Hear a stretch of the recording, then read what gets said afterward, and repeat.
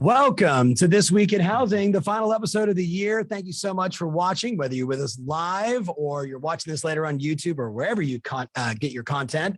We've got a couple of great guests from the great state of California, specifically from Los Feliz, Los Angeles area. Dave Robles, what's going on, man? Hey, Tom, thanks for having me. I didn't realize this was the last episode of This Week in Housing. Yes, well, not the last forever, just the last of 20. Yeah, like David Childers and I are like, what? Right?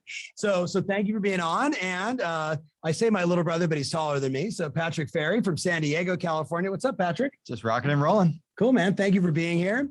So we know we've got David Childers in the background, but before we get started, I want to stress to everybody that's watching right now, whether you're listening live or you're listening in the future, do me a favor in advance. Will you tag like one or two people you know that are cynical about the real estate market? Will you tag one or two people you know that are negative headline readers and they love nothing more than selling houses, but telling everybody else that it's horrible and the whole thing's going to fall apart? And by the way, if you're now watching this, that means somebody loves you and they wanted you to get this insight, because we're going to talk about the real deal on what you can expect in 2022 going forward. What everybody wants on earth is certainty. And what we don't want to do is get caught up in headlines and drama and let that turn us into a state of uncertainty, which is no action, fearful, not going to buy a house, not going to sell a house, certainly not going to make a phone call, shoot a video, and anything else. So this show is really dedicated for you to be the most certain agent in your marketplace. So when you speak with confidence, and no one better to do that than my pal, David Childers from KCM. David, happy whatever day it is. I don't even know. I think it's Tuesday.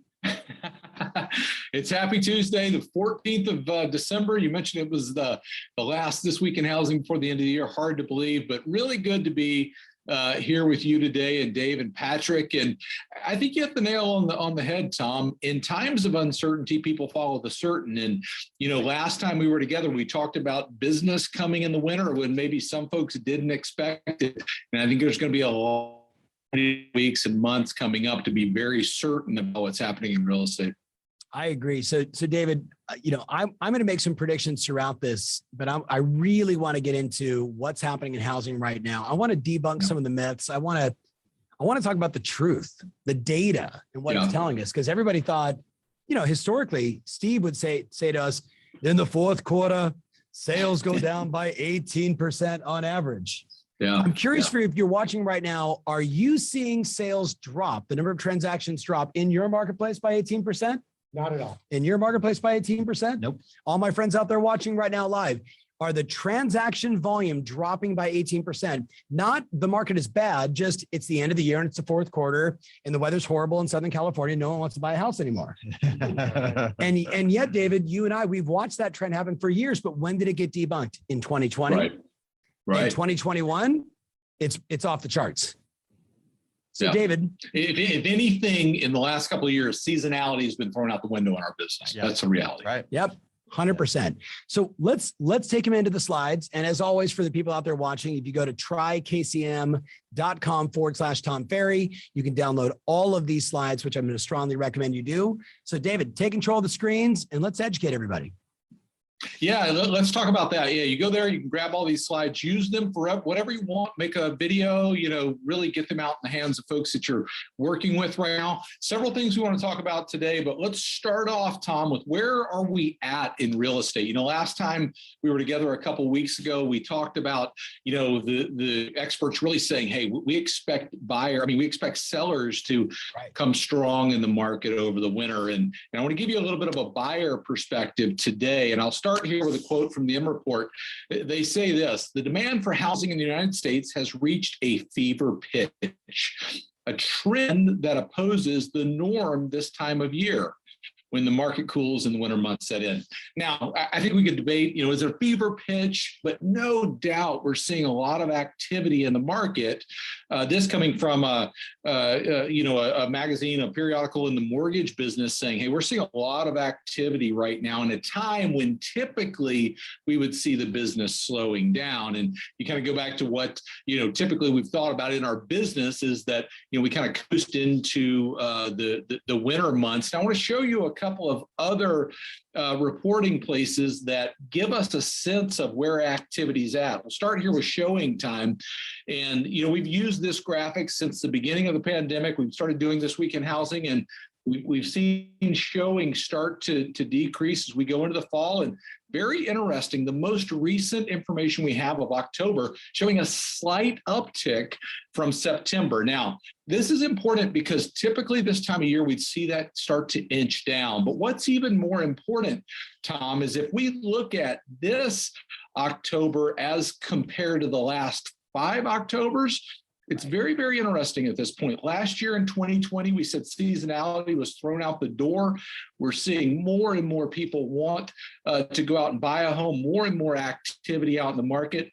And from a measurement standpoint, according to Showing Time, seeing more than we saw last October, which is phenomenal to think about where the business was at last year coming out of the summer, all the seasonality that, kind of got thrown out the door, like I said before, and seeing a lot of buyers out there saying we're interested, maybe by, the talk and the actuality of rising interest rates. So a lot of activity all over the country, relative to real estate on the selling side and buying side. So let's bring in our 2 active agent guests. So Dave, the LA market is completely over. Everyone's moved. So showings are down, right? No sales are occurring. Can you just bring us up to speed with your misery? Yeah, it's pretty rough out there. Obviously, there's a supply problem. There's just not enough houses. The buyer pool is really strong. We just put a condo on the market, like 19 offers in 3 days. Which is unusual for condos. Right. Okay. In the housing market, yes. But to see that in a condo, I was pretty impressed. Just give us context. Where was the condo and what was the price point? Listed for $775 in Silver Lake. Walk to the coolest, one of the coolest cities in the nation, Silver Lake, right? Yeah. And not an incredible condo, but a great location. But it probably got them into the market. Oh, absolutely. Yeah. Absolutely. That similar size house in that market would be $2.5 million. Right. So everyone's moving to San Diego because they want the best weather on the planet. That's right. But I thought everybody was leaving San Diego. So sales are down. No one's looking at houses. Every time you guys list something, it just sits there stale. Everything sells immediately. And even all my coaching clients, it's, right now in in December, even every listing that they're taking right now is getting multiple offers still. And we're all worried, everybody was like, oh my gosh, is it going to continue to go? Mm-hmm. And then every new listing immediately under contract. We've got tons of buyers. We're working on the off-market stuff nonstop to try and go find more sellers that are willing to, sell their home to the buyers. Right. So it's the same. So for everybody out there watching, I want to know the same thing in Facebook, right? So what are you seeing? I mean, and look, we're going to have people from all over the world watching this. I was just on a session with people from the Algarve in Portugal, and they're like the same thing. Like, it's super busy. It's good weather there right now. All the Germans are coming back and they all want to buy a little bit of beachfront, right? So we're seeing, but what are you seeing in your marketplace? Let us know in the comments so we get that feedback. David, let's go to that next slide because I think it really resonates for the direction we're going here. Yeah, absolutely. Let me share that. I think the question really that I start to look at, I'm going to bring some information on, is what's driving this. But Michael Lane from Showing Time said the showing activity typically slows in the fall, but we've seen buyer demand remain strong in many markets throughout the country, reverse of the seasonal trend. So no doubt we're seeing more and more activity. He goes on to say, last fall we saw an unparalleled rise in buyer demand, which makes October's year-over-year gains the more impressive.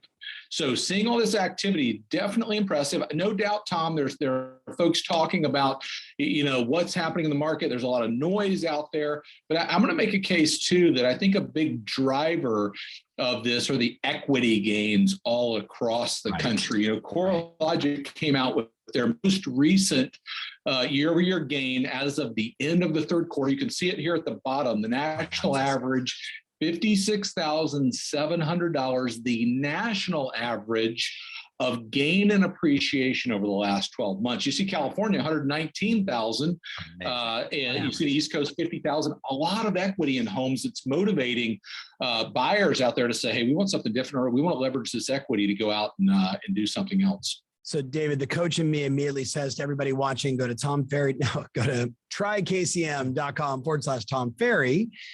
Download this slide. And I want you to imagine doing a video, superimposing this and just saying, I want to say congratulations to the 27 people that I was able to help buy and sell real estate right here in Hooby-Dooville. Name your state if you're in the US.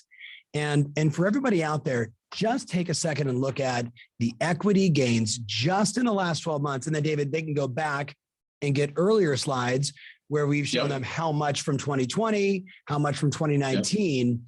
And then I would do a whole skit for you on local market data around what's happening. Are you seeing more supply coming on or less? Are you seeing more buyer demand or less? So go national, your state, and then go local, and then get that content out everywhere. Because this debunks a lot of myths. Fellas, thoughts? Yeah. You know, the conversation I'm having with clients right now, because there's so much data out there. I mean, this is great data and it's, you know, California's a big state. And I tell my clients, we need to personalize this data for you because what you're reading on a national level needs to be thought of. And how does it affect your house at 123, you know, Olive Street? Right. And in the Los Angeles area that I work, which is like from the west side all the way over to like downtown and then up into the San Fernando Valley and Glendale, houses on average have gone up 24% in 1 year. That is 1 week and then 1 week last year. And the average price per square foot has gone up 14%. So, but as we all know, not all houses go up and down the same. No. I mean, there are some houses that have way underperformed that and some that even overperform that. Yeah. And when there is a shift one day, our clients need to know that their home may perform differently and why. And that's our job. Right. Hence debunking the myth of will real estate agents be here in the future? Very much. Right. Very much so. I think there's one thing too that I was thinking about recently is being proud when I invite all of the past clients to our holiday party, right? Because of how much money they've made in the homes that they've purchased. So for all my agent friends out there, like if you're not doing a holiday party, we should, but also you should feel really good about calling all your past clients because they've made a lot of money and it's pretty awesome. Yeah. Like, by the way, it's pretty cool. You do a holiday party around the Super Bowl. You could do a holiday party in February, March, April, May. So don't panic if you haven't done it yet. David, we have a lot of stuff to cover today. But one of the topics we have discussed since we first heard about it in the pandemic was forbearance. And I think it's always important that as we talk about, you know, clients that have made so much money and the micro market and what's going on, that we always acknowledge there are men and women in our country that are under some pain and suffering. We need to know the data. We need to understand the data. We need to help those people. So let's I'm gonna switch gears and say, let's talk a little forbearance. Yeah, let's talk about that because I think there's two things about that. We always want to help those that are in a challenge there. And the good news is today there is help available. There are opportunities to sell where, like we always talked about back in 2008, those didn't exist. Right. But you know, the narrative around forbearance, I think right now as we go into the winter months, a couple of things very interestingly have happened. And I want to give you just a short update on it. They stopped publishing the numbers weekly and they publish the numbers now monthly. Now, the interesting thing about that, reading between the lines, is the reason that shift has happened is because it's sort of nationally in housing, and I don't mean this to diminish anyone's challenge, but it's become a non-issue. So I want to educate everybody on this call on that, because I do think it's an area where we're going to see some sensationalized headlines. We're going to see things that give consumers a different perspective on it. And I want to give you the accurate perspective, but also remind people it's still an area for us to make a difference in people's lives and in their housing. But this is the most recent look here that I'm sharing at forbearance. And they've finally fallen below 1 million active forbearances. You know, if you think about the middle of last year, almost 5 million forbearances in the country, folks saying, you know what, these are all going to turn into foreclosures. We're going to be in a tough spot. But we sit today, under 1 million, and it's largely been a non-issue because of the what we just talked about, the equity that folks have had in their homes and their ability to go out and sell. Now, I want to give you a perspective on this from Rick Sharg at RealtyTrack. And I always want to remind people that RealtyTrack makes their money on foreclosures. But here's what he says. After an initial surge following the end of the government moratorium, that moratorium being lifted, it appears that foreclosure activity may be slowing down. Despite concerns about a pandemic-driven wave of defaults, mortgage delinquency rates and foreclosure starts have continued to decline due to the government and industry programs and a recovering U.S. economy. So you look at the posture of banks today not being in the posture to try to figure out how to foreclose on people.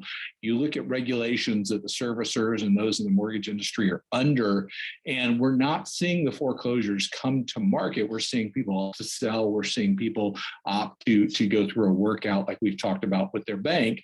And yet, I think we need to be prepared for an article just like this, which was as of December 2nd on CNBC, that says thousands sued could lose or sell their homes because of mortgage bailouts expire. When people read these things, they get scared. They go, you know what, this is going to happen to housing. I think we'll hold off. We're not going to buy because I don't want to buy when this happens and we lose value and everything. And I'm left standing, holding the bag, so to speak. But the way it's turning out is very, very different from, anything that I see being published a lot of times about this topic in the, in media. So first, I just want to turn to the both of you guys. Do your clients talk about this stuff? Does it come up? No. No. And you know what? It doesn't come up with homeowners. Yeah. If it comes up with buyers who are hoping that there's a shift and that they can capitalize. Yeah. It does not really come up with them. Yeah. And at the end of the day, so David, I don't want to misquote the number, but when you look back at the historical data of the number of foreclosures that take place, not including 2008, 9, 10, right? Because then we had a massive, mortgage and then housing meltdown. But can you remind me of the number once, like every quarter on average, how many foreclosures would take place? Roughly about 200,000 is what's taking place. Okay, but only for like 20 years, right? Right. Okay, so for 20 straight years, outside of the mortgage meltdown and the housing meltdown of 8, 9, and 10, we've averaged 200,000 foreclosures. And what's fascinating is I go back to that article, that headline, thousands. Now, every one of those matters if it's true. Every one of those homeowners matter, right? But the equity is so great. I don't know if it makes sense for your market or for your market, but somebody out there watching that could be in the middle of the country, somebody out there watching that could be in an area that just got devastated, right? That they need to be getting the word out. How would you recommend that agent gets the word out on the truth about what's going on in the marketplace when someone's reading that headline and they're thinking, my God, the whole world's falling apart? Yeah, I think it needs to start on their social media pages. They really need to reach out to as many people as possible and tell them what we're really experiencing, boots on the ground, right? And not something that's printed on the paper to get you to click it. Right. Patrick, thoughts? Yeah, I think it's the all of the above, between social media, between email, between conversations at the party. Over the holiday, we're going to be around so many people. So, let's just make sure that we're armed with a great, things that we could say to our friends, family, our neighbors, everybody. It's super important that we're actually telling the truth versus these clickbait headlines. They're just the worst. Right. I mean, this is up there with Michael Jackson has an alien baby. Yeah, exactly. Are you with me? Like it's, the National Enquirer, it must be true. Possibly soon. Right. Well, let's close the loop on foreclosures, because I know a lot of people out there right now want to know more about what they can expect in 2022. And I know we've prepared that as well. Yeah, absolutely. I'll share with one other quote, because I think the point that was made is very important. Those that think, I'm going to hold here and I'm going to wait till all this comes to market. The fact that foreclosure starts decline despite hundreds of thousands of borrowers exiting the CARES Act forbearance program over the last few months is very encouraging. Bottom line is it's just the forbearance equals foreclosure narrative was incorrect, something we've talked about on This Week in Housing. And I think getting that message out, Dave, you're absolutely right, on social media so that we can help those potentially that have a challenge, but more importantly, those that may be on the sidelines saying, I'm going to wait and do something when that happens, letting them know it just doesn't support everything that we're seeing out there, that's going to be a scenario. And if you're waiting for that, then you might be waiting a long time. before anything like that happens. I think it's important for everybody to get that, Adam is a company that has shareholders, and a lot of the messages they're putting out is letting their shareholders know we're not going to make any money on foreclosures right now. Like that's what they're doing. They're telling the world, like, we're not going to make any money, so don't expect it, which is another way of saying there's very few foreclosures. Yeah. Right. Right. Yep. Every individual matters. Every person that loses their house to this matters. But the overarching message is it's way better than a stupid article like that. Yeah. Okay. And Right.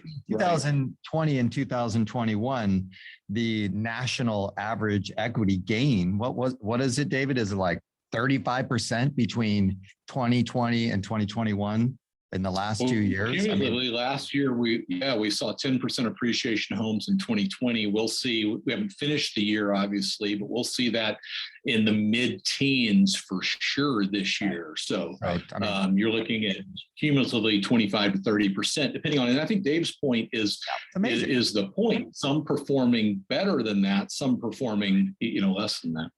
Right. 100%. Okay. So let's talk about going forward, what people can expect. Yep. So, we talked about a lot of activity in the market, a lot of experts saying, hey, we're going to see a very, very busy winter. And I think it's important to pay attention to a little bit of forbearance there. Certainly not going to come from a wave of foreclosures and inventory we need there. But let me give you a perspective on what experts are saying right now about next year and some graphics relative to that. First, Realtor.com's 2022 housing forecast expects the winter months to be busier than usual, with momentum carrying into the new year. We also expect a growing number of homeowners to bring properties to market, taking some pressure off of high prices and offering buyers more options. So clearly, as you look forward, this is NAR here, Realtor.com saying, we're going to see a busy winter. We're going to see a great year in housing next year. And I think a lot of that's going to be due to the demand side and hopefully seeing more inventory coming into market. The supply and demand of homes across the country is always going to influence prices. If you look at price forecasts going into next year, we're seeing, forecasters not as aggressive as what we've seen this year in the extreme amount of appreciation. The average of all of these 7 forecasters that we have listed is about 5.2%. Tom, we've talked about this. You and I have, I think, my number is probably a little bit higher than that based on us going into the year, but it's a direct nod to more inventory coming on the market and potentially less demand going into next year. But a very, very good year relative to real estate. But this gives you an idea on pricing. I'd be willing. The other big, you want to say something? David, really fast. I'd be willing to place a bet with anybody on this show right now that we go to double-digit appreciation in 2022. Absolutely. I mean, across the country, Yeah. right? So on average across the country, I would bet on 10%. These guys and gals are all, God bless them all, because they're all brilliant, are being very conservative with the expectation that there's going to be more inventory hitting the market. If we don't, we could have another Boise, Idaho on our hands that gets 28% appreciation across the city in 1 year.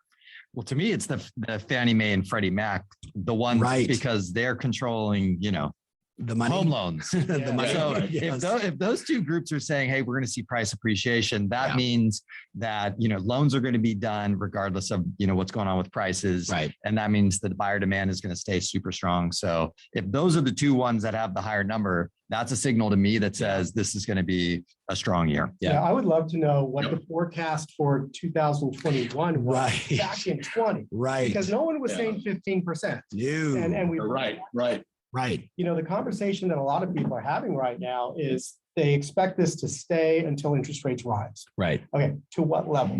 Now, I remember about 4 years ago, interest rates hovered close to 5. That's a 5s. Yeah, And the I market remember. cooled. 2018. We all felt it, yes. Yep. Summer. How high do rates have to go before we start to feel the effect in housing? And I don't have an answer. Yeah. We talk I think about more. It's the next thing we're going to discuss. I mean, it's more. Yeah, it's a great setup there. That's like, but I'm bummed. Right. Right. I'll bring this up right here. We look at 30-year fixed, and I'll say this, a couple of things. We look at the consensus of forecasters, feels like a broken record. Rates are going to increase as we go throughout the year. The other interesting thing, though, is As time goes on, we're seeing those forecasts be upped. So now right here, you see Freddie Mac by the end of next year being at 3.7%. It's certainly probably a fool's game to try to nail down where interest rates are going to be, but let's say 3.5 to 4% sometime by the end of next year. Based on everything happening, certainly I think we're going to go into next year with more volatility, and all that's going to mean for the economy. Inflation is going to continue to be the word that's spread around, but expect interest rates to go up. And I think that's why the conversation right now with folks that are thinking about doing something is important, to let them know what's kind of around the corner relative to financing for a home. Yeah, but David, I want to make the argument, just like I said, I think we're going to have double-digit appreciation, and I'm no Nostradamus in any way, shape, or form, but I've been right in a few of the trends that I've gone out on a limb and said I think this is what's going to happen. I think those numbers are total BS. I have a feeling I think I'm leaning your direction too. If you slow down housing in any way, shape, or form, the impact on the GDP of the US is dramatic. Yeah. It's like saying we're going to raise the prices of everybody's insurance, and we're going to raise the price of everybody's cost of medicine, which is all happening, gas and everything else. Like housing is like the last beacon that's really just boomed during the tragedy of COVID. And by the way, just on a side note, if we did a side-by-side comparison of what every one of these wonderful people have said for the last 10 straight years, what have they said for the last 10 straight years? Interest rate's going to go up. Interest rate's going to go up. I'm like, really? I just got a mortgage at 2.25. When are they going up? If you look at that trend line from basically summer of 2018 at the summit, when it was at 5, and my luxury clients are like, I'm not sure if anybody's ever going to buy a house again. I'm like, take a breather. And then they went straight down from 18, 19, 20, 21, 22. So I don't know. The question is, like, if you go back to that slide, David, they're talking about 3.5, 3.75. Right. What will the threshold be? Right. I mean, I've always experienced when rates go up, what I see happen is buyers freak out. Right. They're like, we missed it. We missed it. Yeah. And then like 2 weeks later, they're like, oh, I have to buy something now before they get even. We're still having a baby. Yeah, right. I still want a house. Yeah. So we have to let them, and I think we can expect that there's going to be a pause, and then there's going to be a reality check. Yeah. And the conversation we need to have with these buyers when they're concerned about rates at 3.5 is, the interest rate on your apartment is 100%. Right. So where do you want to be? That's a great line.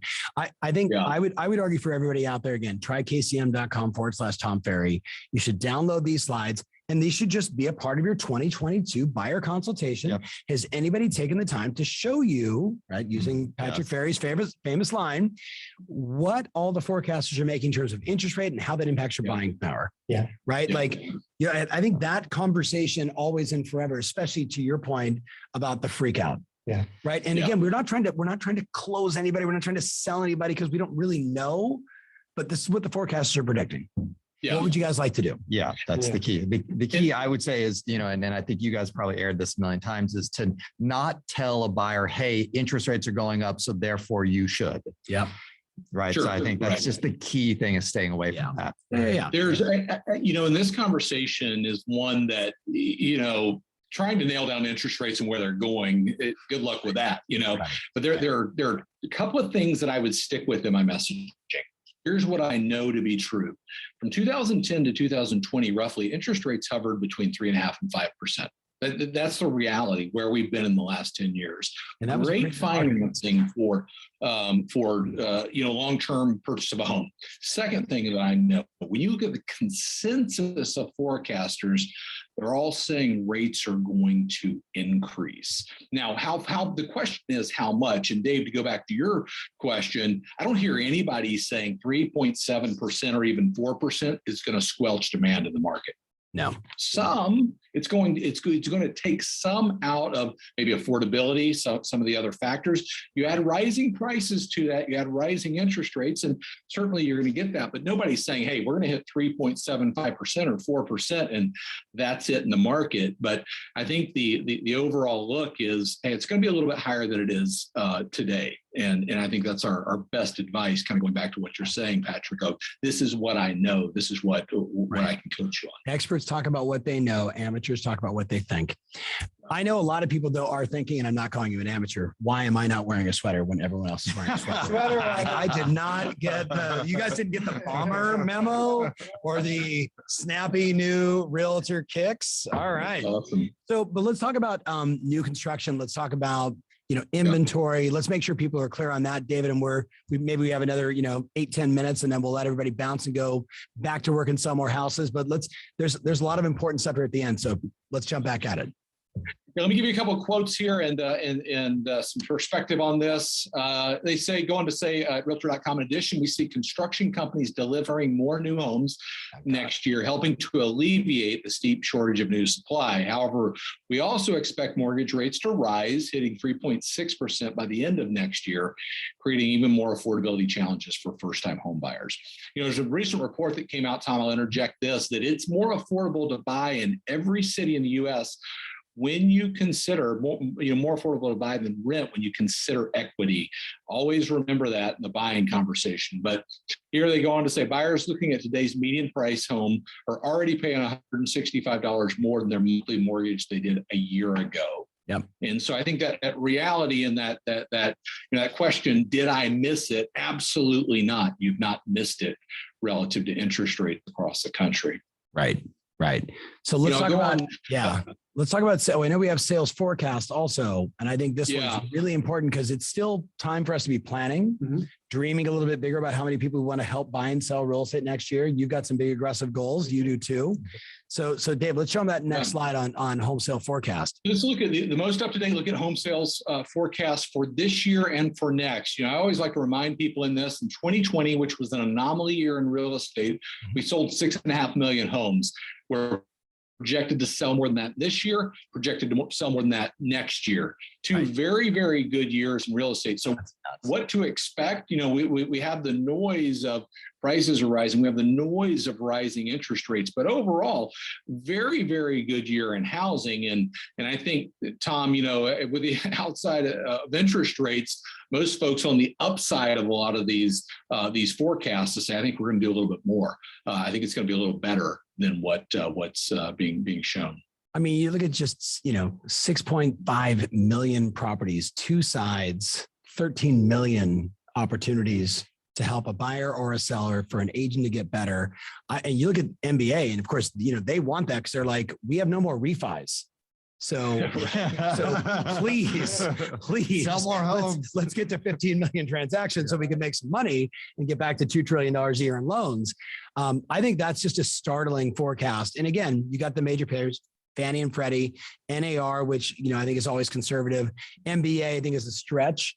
But boy, wouldn't that be great? I mean, if we actually had that much inventory to sell, there's no question the buyer demand is there. If we had it, we could sell it. If we had it, we'd sell it. And I think there are two things. We're going to knock on the door of 7 million homes sold next year, if not surpass it. But what we will not do is reach market potential. We cannot sell what we don't have. Right. We could sell probably 8 or 9 million if we had them listed as inventory. And I think that kind of settles into our job of what we need to do right now. But I'll wrap up with this quote from Realtor.com from Danielle Hale. She says, whether the pandemic delayed plans or created new opportunities to make a move, Americans are poised for a whirlwind year of home buying in 2022. With more sellers expected to enter the market as buyer competition remains fierce, we anticipate a strong home sales growth at a more sustainable pace in 2021. Dave, how long have you been selling houses now? 27 years. 27 years. When you think about, I mean, it's tragedy and triumph, right? The last, 21 months have been a lot of pain and suffering, unless you're in the real estate business and people wanted to buy and sell real estate, depending on the market you're in. Because I literally said to you guys this morning in a mastermind, we are in the middle of the single greatest real estate run I have ever seen in 31 years. I've never seen anything like it. And I don't see anything that's going to stop it with buyer demand, the lack of inventory, and even if rates were in the 4s. Yeah. So when you think about this, both of you guys, right? You as running a team, as well as coaching all your clients, you running this monster business in LA. What do you guys think when you see that last slide? I think there's an incredible amount of opportunity. I mean, for not just realtors, but for people. I tell Right. my clients, they ask, what kind of market is this? And I tell them, this is a move-up market. Right. This is a move-up market. This is where you make that play to get the dream home. Yeah. And when I have the buyers who are holding off because they can't find the perfect house, I tell them, you know what? Buy anything. Get in the door Right. now. Buy that No- condo for $775 Buy in it. Silver Lake. Buy it Right. now, because no one regrets a house they bought 10 years ago. Nobody. Yeah, You're a right, yeah. genius in the rearview mirror. Right. So Right. this is an incredible opportunity for whether you're a first-time buyer or a move-up buyer.